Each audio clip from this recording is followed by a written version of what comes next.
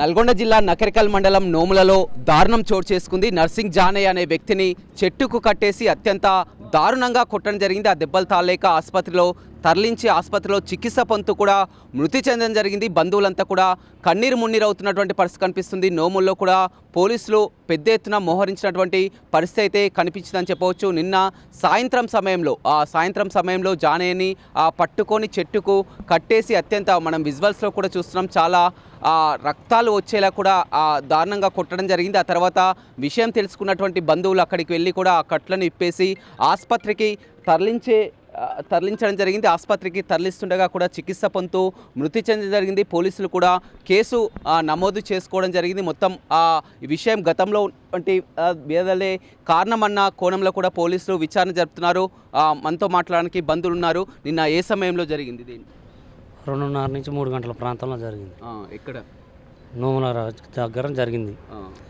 మా బామ్మది సొంతం నర్సింగుల జాని వాళ్ళు కావాలని ఇంటికి పిలిపించుకొని మరియు వాళ్ళ అత్త వాళ్ళ కూతురు నలుగురు. ఎవరు వాళ్ళ పేర్లు? వాళ్ళ పేరు నాగరాజు, ధనమ్మ, అమ్మాయి పేరు నాకు ఐడియా లేదు. వాళ్ళ అందరు చూస్తుండగానే చెట్టు కట్టి అందరు చూస్తుండగానే 2:30-3 గంటల ప్రాంతంలో ఎమ్మడి పడి వేరే బజార్లో వాళ్ళ ఇంటి బజార్ నుంచి కాబట్టి వేరే బజార్ కూరికి నూనె ఎమ్మడి పడి అక్కడనే కింద పడేసి ఆ భర్త నాగరాజు అంటే వ్యక్తి మీద కూర్చొని అక్కడనే మరబగ్గాల మీద ఆమె కట్టె తీసుకుని కొట్టడం జరిగింది.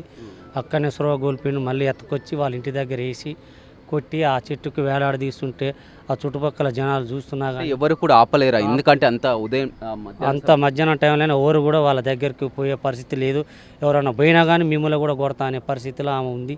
అసలు ఆ దగ్గరికి అలాంటి వ్యక్తిని కూడా దగ్గర రానివ్వడం లేదు. మేము సారుకు చెప్పి ఇట్లా నలుగురు ఎవరు కట్లు ఎవరు ఇప్పిండ్రు, మరి ఎవరు తీసుకొచ్చారు? మా బంధువుడైన మా బామ్మారిది ఈ టయానికి పొలం దగ్గర ఉన్నోనికి వేరే వాళ్ళు ఫోన్ చేసి సమాచారం ఇస్తే ఆడవాడు ఊరికి వచ్చేసరికి ప్రత్యక్షంగా ఇతనే ఆ కట్లను ఇప్పడం జరిగింది. ఆ విషయం తెలుసుకొని కూడా ఏ సమయంలో అక్కడికి వెళ్ళావు, ఏం జరిగింది? 3:30 మధ్యలో పోయినండి. పొలం దగ్గర పొలం దున్నుకుంటున్నా. అయితే వాళ్ళు చూసిన వాళ్ళందరూ చాలా మంది, ఒక 20-100 మంది దాకా ఉన్నారు. ఎవరు ఇప్పలేరు కట్లు. అరే మీ అన్న చచ్చిపోయేటట్టు ఉన్నారు, నువ్వు వస్తే నీ పాలరా కట్టలు ఎవరు ఇప్పేటట్లేరు రా అని అంటే ఏమైంది ఏమిటికి అంటే ఏమోరా మాకు కూడా తెలియదు, బాగానే కొట్టిరు, చచ్చేటట్టుండు, మొత్తం ఎలాడుతుంది, కాళ్ళు ఇరిగినాయి, 2 కాళ్ళు ఇరిగినాయి, నువ్వు వచ్చి కట్లు ఇప్పి హాస్పిటల్ తీసుకుంటున్నా బతలేదు బతకరా అని చెప్పారు. అయితే నేను అడావిడిగా అది బురద బట్టలతోటి అడిపోయినా. పోయేసరికి మొత్తం వేలాడుతుంటే వాళ్ళ ధనమ్మ అనే ఉంది, వాళ్ళ భర్త అనే ఉన్నాడు. నన్ను చూసిరు, సపోర్ట్ చేయలేరు. నేను పోయి సైలెంట్గా అందరి ముందర పోయి కట్లూడ బీకేసి పండబెట్టిన. అంతలోనే అంబులెన్స్ వచ్చింది. నేను ఇంకో అతను రవి అనేటోడు ఇద్దరం కలిసి స్ట్రో తప్పిపోతే ఇట్లా వచ్చినాం బాగా. అప్పుడు సిపిఆర్ లాగా చేసి అంబులెన్స్ ఎక్కించినాం. మాట్లాడిండు అప్పుడు మీతో ఏం జరిగిందో చెప్పిండా? అంటే చెప్పాలి, అప్పుడు బాగా నొప్పి లేస్తుంది కదా, చెప్పలేడు. అయితే నకరికల్ గవర్నమెంట్ హాస్పిటల్ తీసుకుపోయినాం. ట్రీట్మెంట్ చేసిరు. చేసిన తర్వాత ఇక్కడ మా వల్ల కాదు, నల్గొండ తీసుకెళ్ళండి అని చెప్పారు. నల్గొండ తీసుకొచ్చేటప్పుడు అమ్మ అమ్మ అమ్మ అని నా పేరు కూడా సంపద దూపవుతుందని వాటర్ అన్నాడు. అంటే నువ్వు పెదలు తడుపుకుంటూ తీసుకొని తీసుకొచ్చినావు. అయితే ఇక్కడికి వచ్చిన ట్రీట్మెంట్ మంచిగా చేసిరు, కానీ మధ్యలో చనిపోయాడు. ఏమని చెప్పింది నీకు మధ్యలో మాట్లాడినప్పుడు? ఏం చెప్పలేడు. ఇక అంటే ఊరు కొట్టిరు అంటే నారాజు కొట్టిండు, నారాజు ధనమ్మ కొట్టింది అని చెప్పిండు. ఎక్కడెక్కడ ఉండే గాయాలు కొట్టినప్పుడు కాలుకి రక్తాలు, మొత్తం రక్తాలు ఉన్నాయి, వీడియోలు కూడా ఉన్నాయి, ఫొటోస్ కూడా ఉన్నాయి. ఆ నోట్లో బ్లడ్ వచ్చింది, తలకు బాగా కొట్టిరు, ఇక కట్టేసి భుజాలకు కొట్టిరు, ఫ్రాక్చర్ బాగా అయింది. అంటే గతంలో గొడవలు జరిగినాయి వీళ్ళకి? చాలాసార్లు జరిగినాయి సార్. దీని గురించి ఒక 2-3 సార్లు కూడా కేసు ఫైల్ అయింది. ఎన్నిసార్లు వివాహిత సంబంధం అంటే ఏదన్నా ఫిర్యాదు చేయొచ్చు, పోలీసులకు చెప్పొచ్చు, పెద్ద మనుషులు పెట్టచ్చు, కానీ అత్యంత దారుణంగా చెట్టు కట్టేసి కొట్టి చంపడం అంటే ఇంత ముందుకు అతను ఒక రియల్ ఎస్టేట్ చేసేది సార్. అతని దగ్గర బాగా డబ్బులు ఉండటం వల్ల ఇతనికి బాగా అలవాటు పడింది. ఆమె అలవాటు పడి అన్ని వ్యసనపరుచుకొని ఆమెకు డబ్బులు ఉన్నంత వరకు వాని దగ్గర తీసుకొని అతని దగ్గర ఉన్న ఫ్లాట్ కాజేద్దామని, అతను ఎదురుగా ఒక ఫ్లాట్ ఉంది ఇంటికి ఎదురుగా, ఆ ఫ్లాట్ కాజేద్దామని చూసింది. అది వాళ్ళ అమ్మ పేరు మీద ఉండటం వల్ల ఆ ఫ్లాట్ కాజేయడానికి వీలు కుదరలేక ఇతని దగ్గర ఎటువంటి డబ్బులు లేక వేరే వాళ్ళని ఫ్రెండ్స్ కానీ కలిసిన వాళ్ళందరిని అడుగుతున్నాడు. సో ఇతని దగ్గర డబ్బులు లేవు, ఏం చేయాలి ఇంతలోక వీడు నన్ను వదలట్లేడు, వీడిని ఎలాగైనా చేసి కథం పట్టిద్దామని ఆలోచించి ఇలాంటిది ప్లాన్ ప్రకారం చేశారు సార్. బజార్లో ఉరికిచ్చి మరీ మీద పడేసి కొట్టారంట, కంట్లో కారం పోశారు. ఎందుకని అంత దారుణంగా కొట్టి చంపాల్సినటువంటి అవసరం ఏముందంటారు? ఏమనుకుంటారు ఇంత దారుణంగా కొట్టి చంపడానికి? ఇంత దారుణంగా కొట్టి చంపడానికంటే వాళ్ళు కావాలని వివాహితర సంబంధించు కేసులు పెట్టడం కానీ, పెద్ద మనుషుల సమక్షంలో మాట్లాడడం కానీ ఇలాంటివి జరగలేదా? జరిగిన తర్వాత ఎవరి దానిలో ఉన్నా కానీ ఆమె ఊకోదు, ఫోన్ చేస్తూనే ఉంటుంది, వీని పిలుస్తూనే ఉంటుంది. ఆమె ఫోన్ చేస్తుంది, పిలుస్తుంది. వాళ్ళ దగ్గర డబ్బులు ఉన్నప్పుడు వాడిని ఒకలాగా మార్చుకుంటుంది, తర్వాత ఏం లేనప్పుడు ఇట్లా అంటుంది. వాళ్ళ అక్క వాళ్ళ బావ నేను మామూలు ఎవరినైనా వాడు చూస్తే సహించకుండా లాగా తయారు చేసింది. ఆమె సైడే తిప్పుకోవడం. ఈ విషయం అందరికీ తెలుసు, ఎప్పటి నుంచి జరుగుతుంది. కానీ ఇంత ఇప్పుడు కట్టి చెట్టు కట్టేసి కొట్టి చంపాల్సినంత పని ఎందుకు? ఇప్పుడు ప్లాటు నా పేరు మీద పెట్టమంటే పెట్టట్లేడు. ఆయన దగ్గర అన్ని రకాలుగా అయిపోయింది, ఈయన దగ్గర ఏం లేదు. అయినా నన్ను వదలట్లేడు. గతంలో నా డబ్బులు అన్నీ తీసుకుని ఇంతకుముందు నా ఎమ్మటి వచ్చి నన్ను ఇప్పుడు ఎందుకు రావట్లేవు అని ఇట్లా ఎమ్మడి పడుతున్నాను ఉద్దేశంతో కావాలని భర్త, భార్య, బిడ్డ, అత్త నలుగురు కలిసి ఎమ్మడించి మరి చంపారు. పోలీసులకు ఏం ఫిర్యాదు చేసింది? పోలీసులకు వాళ్ళ నలుగురు పేరు ఇట్లా సంఘ సార్ అని చెప్పినాం, వచ్చిర్రు.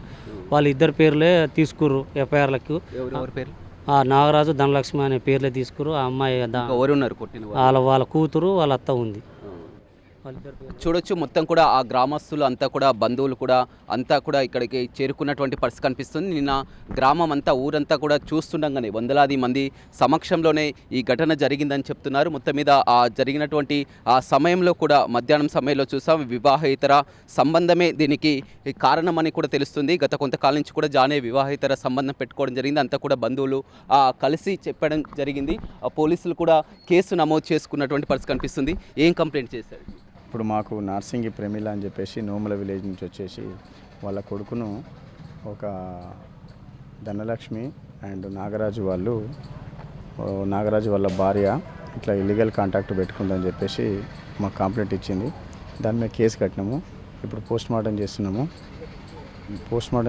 ఇప్పుడు పూర్తి ఇన్వెస్టిగేషన్ చేసినాక మేము ముందు ఉంచుతాం నేరస్తులను.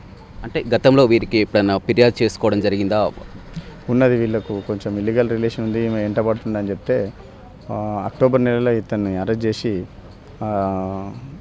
జైలు కూడా పంపించడం జరిగింది. మళ్ళీ నిన్న ఈ విధంగా చేసి ఇంట్లోకి వచ్చి చేపట్టి గుంజిండని చెప్పేసి బాధితులు వాళ్ళు చెప్తున్నారు, నేరస్తులు చెప్తున్నారు. దీని మీద పూర్తి స్థాయి ఎంక్వైరీ చేస్తాం.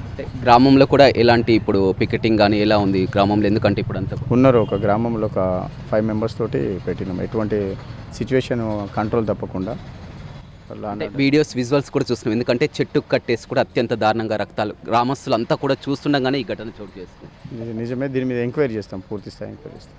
రైట్, చూడొచ్చు, పోలీసులు పూర్తి స్థాయిలో కూడా దీనిపై విచారణ జరుపుతామని చెప్తున్నారు. ప్రస్తుతం మాత్రం ఇచ్చినటువంటి ఫిర్యాదు మేరకు ఆ వివాహేతర సంబంధం కారణమని కూడా మొదటగా తెలుస్తుంది. కేసు నమోదు చేసుకోవడం జరిగింది. మొత్తం ఆ బాధితులు, బంధువులంతా కూడా గ్రామంలో ఎలాంటి మళ్ళీ ఘర్షణ వాతావరణం తలెత్తకుండా భారీగా పికెటింగ్ కూడా ఏర్పాటు చేసినటువంటి ఆ పరిస్థితి కనిపిస్తుంది. గతంలో కూడా మొత్తం ఎవరైతే జానయ్య ఉన్నారో వారితో కూడా విభేదాలు, ఆ గతంలో కూడా గొడవలు జరగడం జరిగింది. జైలుకు కూడా వెళ్ళి వచ్చినటువంటి ఘటనలు చోటు చేసుకున్నాయి. అయితే మొత్తం బంధువులు మాత్రం ఆమె ఫోన్ చేసి తరచూ కూడా పిలుస్తూ ఉంటుందని వారు చెప్తున్నారు. వీరు మాత్రం మొత్తం బంధువులు మాత్రం తట్టుకోలేక గతంలో కూడా వార్నింగ్ ఇచ్చాం, అయినా కానీ వినలేదు. కాబట్టి విధంగా ఏది ఏమైనప్పటికీ కూడా పోలీసులు ఉన్నాయి, చట్టాలు ఉన్నాయి. కానీ చెట్టుకు కట్టేసి కొట్టేంతగా, చచ్చేంతగా కొట్టాల్సినటువంటి అవసరం ఏముందని చెప్తున్నారు. పోలీసులు మాత్రం పూర్తి స్థాయిలో విచారణ జరుపుతున్నటువంటి పరిస్థితి అయితే కనపడుతుంది. వినోద్ రవితో రమేష్, బిగ్ టీవీ, నల్గొండ.